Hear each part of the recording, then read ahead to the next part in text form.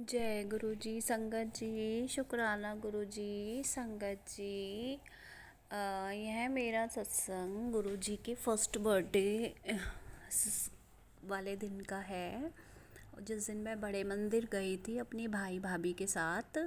और संगत जी, जब मैं मंदिर से वापस आई, मतलब मंदिर गई थी तो बहुत ही एक्साइटेड थी हमेशा की तरह। और बड़े मंदिर जाके जब मैं शाम को वापस आई तो मैं ये सोच रही थी कि गुरुजी को मैं क्या खिलाऊं। मतलब कि आने के बाद काफ़ी थोड़ी देर भी हो गई थी, 7 8 8 बज गए थे शायद आते आते। 7:30 8 तो बज ही जाते हैं जब आते हैं तो उस दिन क्या था, मैं वीडियोस देख रही थी आके। तो कुछ लोगों की वीडियोस आ रही थी, कुछ लोग केक काट रहे थे और कुछ लोग मतलब इतने वो हो रहे थे, सैड हो रहे थे बहुत ज़्यादा।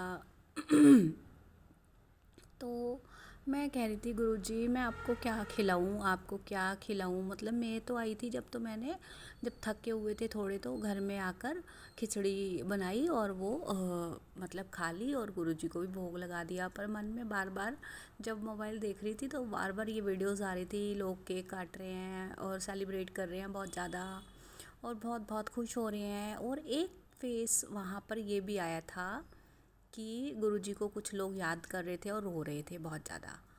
तो गुरुजी को रो रहे थे तो मेरी भी आंखों में आंसू आ गए उस वीडियो को देखकर, और मैं भी रोने लग गई और बहुत ज़्यादा रोने लग गई। तो अचानक से उसी समय मतलब मेरे मन में ये चल रहा था कि लोग गुरुजी को इतना मिस भी कर रहे हैं, उस दिन इतना मिस कर रहे हैं, इतने दुखी भी हैं, मतलब कि और खुश भी हैं और दुखी भी हैं। मतलब दो तरह के फेस दिखाए थे गुरुजी ने कि ये भी मेरी संगत है और ये भी मेरी संगत है।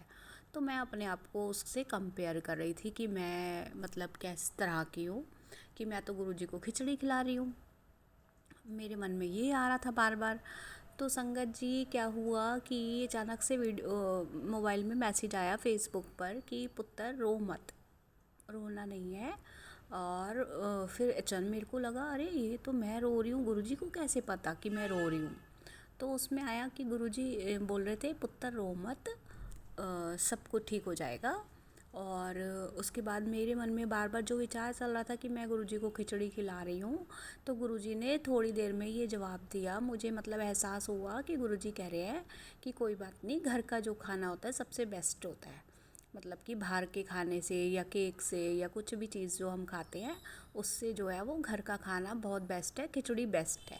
तो इसमें आपको इतना मलाल करने की ज़रूरत नहीं है कि आप गुरुजी को मतलब खिचड़ी खिला रहे हो।